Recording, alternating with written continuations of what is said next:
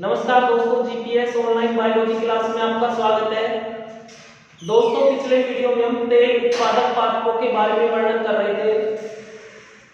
तेल उत्पादक पादपों के बाद अगले जो पादप आते हैं वे पादप हैं रेशे उत्पादक पादप। दोस्तों, मनुष्य की 3 मूलभूत आवश्यकता रोटी, कपड़ा और मकान, जिसमें भोजन के बाद कपड़े का नंबर आता है और कपड़े की आपूर्ति के लिए मनुष्य प्राचीन काल से ही पादप रेशों का उपयोग करता आ रहा है। प्राचीन काल में आदि मानव अपना तन ढकने के लिए पादप छाल, पादप के पत्ते आदि का उपयोग करता आ रहा है। तो यहाँ उन कपड़े निर्मित करने वाले पादप यानी रेशे उत्पन्न करने वाले पादपों के बारे में अध्ययन करेंगे। सबसे पहले हम बात करते हैं रेशे उत्पादक पादप। रेशे उत्पादक पादप क्या है? यानी वे पादप जिनसे रेशे उत्पन्न किए जाते हैं। क्या उत्पन्न किए जाते हैं? रेशे उत्पन्न किए जाते हैं या रेशे प्राप्त किए जाते हैं। ऐसे पादपों को क्या कहा जाता है? रेशे उत्पादक पादप। रेशों के प्रकार, यदि हम रेशों के प्रकार की बात करें तो उत्पत्ति व रचना के आधार पर, किसके आधार पर? उत्पत्ति व रचना के आधार पर रेशे 3 प्रकार के होते हैं। कितने प्रकार के होते हैं रेशे? 3 प्रकार के। कितने प्रकार के? 3 प्रकार के। पहला जो टाइप है, पहला जो प्रकार है उसकी हम बात करते हैं सतह रेशे। कौन से रेशे? सतह रेशे। सतह रेशे यानी इन रेशों को पादप भाग की सतह यानी फलों या बीजों आदि की सतह से प्राप्त किया जाता है। किससे प्राप्त किया जाता है? सतह से। इसलिए इन्हें सतह रेशे कहते हैं। क्यों कहते हैं? क्योंकि इन्हें किससे प्राप्त करते हैं? सतह से, पादप भाग की सतह से। तो यदि हम परिभाषा की बात करें तो ये फल या बीज की सतह पर अति वृद्धि के रूप में उत्पन्न होते हैं। कहां पर उत्पन्न होते हैं? फल या बीज की सतह पर। अति वृद्धि यानी फल या जो बीज है उसकी सतह पर अत्यधिक वृद्धि होना शुरू हो जाती है और अत्यधिक वृद्धि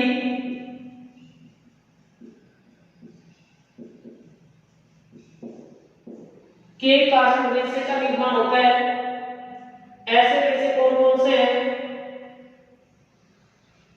जैसे कपास, यानी जो कपास का बीज होता है उस कपास के बीज की सतह पर अति वृद्धि होना शुरू हो जाती है और उस अति वृद्धि के कारण किसका निर्माण होता है? रेशे का। किसका निर्माण होता है? रेशे का। तो सतह रेशे का यदि हम प्रकार की बात करें कि किस प्रकार के पौधों में सतह रेशे उत्पन्न होते हैं तो उसका सबसे अच्छा उदाहरण है कपास।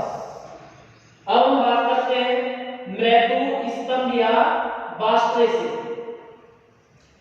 ये जो रेशे हैं इन रेशों को स्तंभ रेशे इसलिए कहा जाता है क्योंकि इन्हें कहां से प्राप्त करते हैं? स्तंभ से। स्तंभ यानी तने से। किससे प्राप्त करते हैं? तने से। तो मृदु स्तंभ या बास्ट रेशे, ये जो रेशे होते हैं द्विबीजपत्री स्तंभ के फ्लोएम से, जो द्विबीजपत्री पौधा होता है उसके तने का जो फ्लोएम होता है उससे फ्लोएम से या फिर परिरंभ से प्राप्त किए जाते हैं। किससे प्राप्त किए जाते हैं? परिरंभ से। कैसे रेशे कहलाते हैं? मृदु स्तंभ या बास्ट रेशे, यानी वे रेशे जिन्हें द्विबीजपत्री स्तंभ के फ्लोएम से या फिर परिरंभ से प्राप्त किया जाता है मृदु स्तंभ या बास्ट रेशे कहलाते हैं। इनका उदाहरण है जूट, सन और पटसन। इन पौधों से कौन से रेशे प्राप्त किए जाते हैं? मृदु स्तंभ या बास्ट रेशे। तीसरा जो प्रकार है उत्पत्ति रचना के आधार पर, तीसरे प्रकार में आते हैं कड़े या पर्ण रेशे। कैड़े या पर्ण रेशे। कैड़े का मतलब होता है टाइट, इन्हें कहां से प्राप्त करते हैं? एक बीजपत्री पादप की पर्ण से। भाई जैसे नाम है पर्ण रेशे, पर्ण यानी पत्ती, पर्ण यानी पत्ती, तो इन्हें कहां से प्राप्त करते हैं? एक बीजपत्री पादप की पत्तियों से प्राप्त किए जाते हैं, जैसे जूट, सन, पटसन। यानी जो जूट का पादप है या सन का पादप है या पटसन का पादप है, इन पादपों की पत्तियों से, किससे? पत्तियों से। कौन से रेशे प्राप्त किए जाते हैं? कैरे या पर्ण रेशे। यानी इनकी पत्तियों को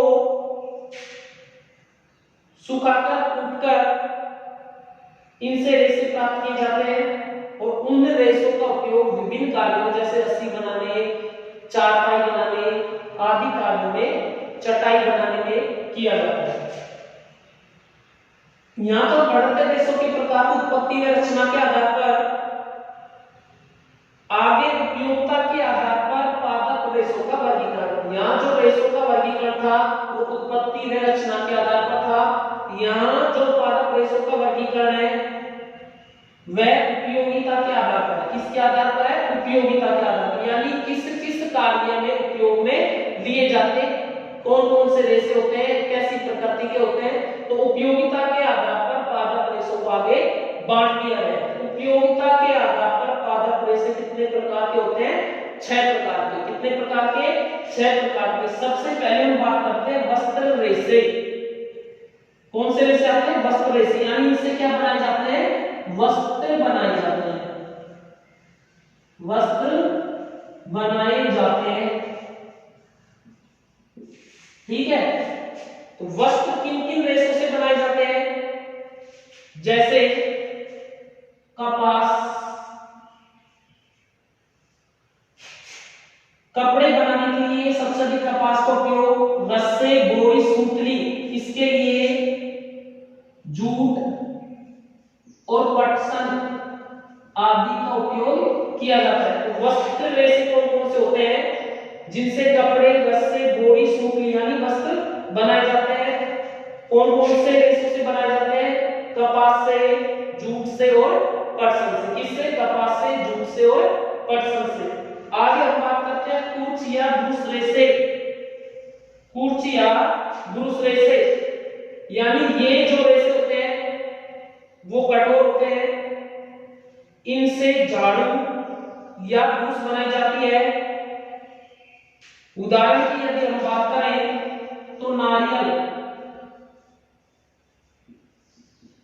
नारियल का जो रेशा होता है उससे झाड़ू व ब्रूस बनाई जाती है। अब हम बात करते हैं गूंथने या खुरदरे रेशे। गूंथने का मतलब है कि उनको गूंथकर किसी भी प्रकार का कोई नया आइटम बनाया जा सकता है। जैसे हम टोकरी की बात करते हैं, टोकरी में रेशों को गूंथकर एक उसे आकार दे दिया जाता है, तो गूंथने या खुरदरे रेशे कहलाते हैं। टोकरी में उपयोग आते हैं चटाई बनाने में, यानी चटाई को भी गूंथकर ही बनाया जाता है, तो चटाई बनाने में काम में लेते हैं। टोपी बनाने में भी इसको काम में लिया जाता है। वे रेशे जिनका उपयोग गूंथने या खुरदरे रेशे बनाने में या खुरदरे पदार्थ बनाने में किया जाता है। कौन कौन से ऐसे आइटम बना सकते हैं हम? जैसे टोकरी, चटाई, टोपी आदि। यदि हम उदाहरण की बात करें कि कौन सा ऐसा रेशा है जिससे हम टोकरी, चटाई या टोपी बना सकते हैं, तो बांस। कौन सा दोस्तों? बांस। इसके बाद हम बात करते हैं भराव रेशे, अर्थात इन रेशों का उपयोग, जो भराव रेशे होते हैं, इन रेशों का उपयोग रजाई, गद्दे या तकिया भरने में किया जाता है, यानी बिस्तरों में इन रेशों का उपयोग किया जाता है। कौन कौन से रेशे होते हैं? जैसे कपास का जो रेशा होता है उस कपास के रेशों का उपयोग रजाई, गद्दे या तकिया बनने में किया जाता है। अगला जो आता है प्राकृतिक रेशे, शरीर ढकने में। दोस्तों हमने वीडियो में पहले भी जिक्र किया है कि मानव प्राचीन काल से ही अपने शरीर को ढकने के लिए रेशों का उपयोग करता तो शरीर को ढकने में मुख्यतः काम में आने वाला जो पादप है वो कौन सा? सैटूट। कौन सा दोस्तों? सैटूट।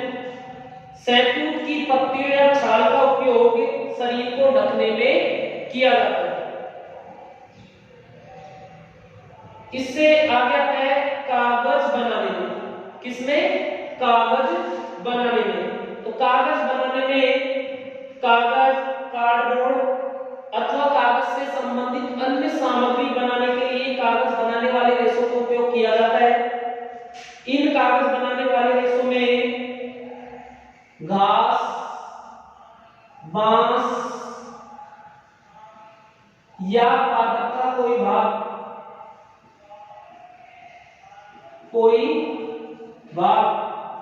का उपयोग कागज बनाने वाले रेशों के रूप में किया जाता है।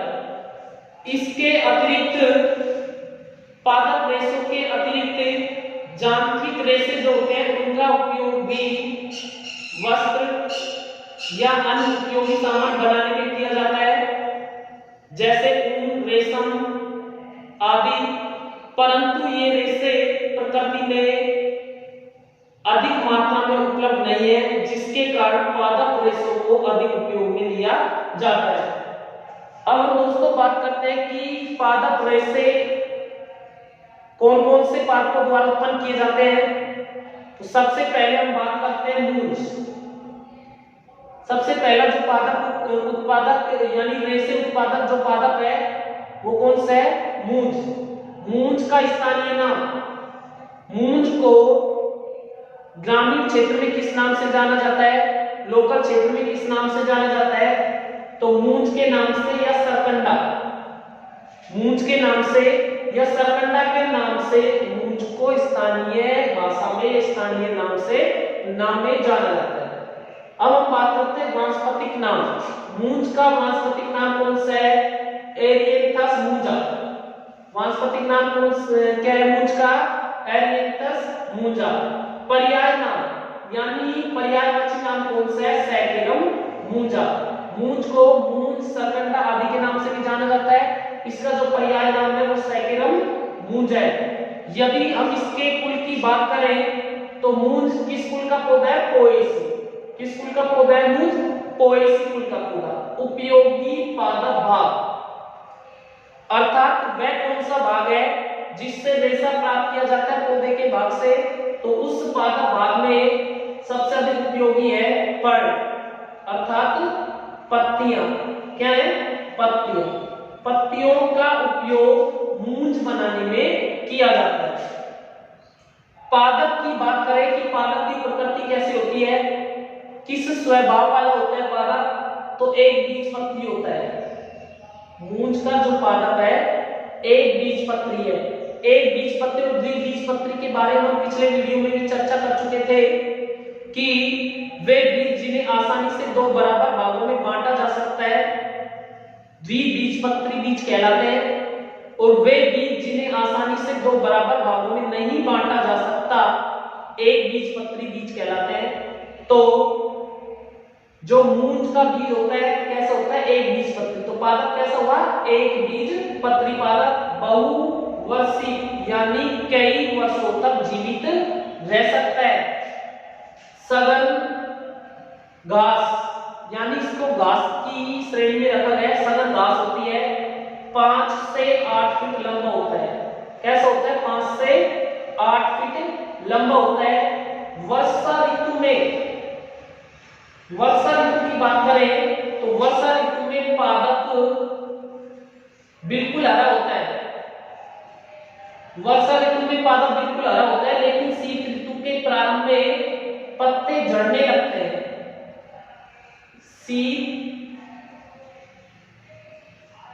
शीत ऋतु जब प्रारंभ होती है तो शीत ऋतु के प्रारंभ में पत्तियां झड़ने लग जाती हैं। पत्तियां झड़ने लग जाती है, जिसके कारण जो पादप है वो डंठल जैसा दिखाई देना शुरू कर देता है, दिखाई देने लग जाते हैं। यदि स्तंभ यानी तने की यदि हम बात करें तो अशाखित होता है।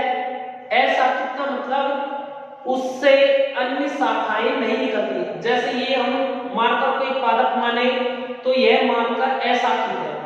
अशाखित इसलिए है क्योंकि इस मार्कर से अन्य शाखा नहीं निकल रही है। यदि हम इस मार्कर में इस को शाखा के रूप में जोड़ दे तो यह शाखित हो जाएगा। कैसे हो जाएगा? शाखित। कैसे हो जाएगा? शाखित। तो जो पादप होता है इसका कैसा होता है? अशाखित होता है, सीधा होता है, यानी बिल्कुल सीधा खड़ा हुआ होता है, लंबा होता है और ठोस होता है। लंबा भी होता है, वो कैसा होता है? ठोस। परसंधि युक्त होता है। परसंधि, परसंधि का मतलब है जैसे ये तना है, इस तने पर गांठ पाई जाती है। जो सरकंडा का पादप होता है यानी मूंछ का जो पादप होता है उसके तने पर क्या पाई जाती है? गांठ, यानी पर्व संधि। इन्हें क्या कहते हैं? पर्व संधि।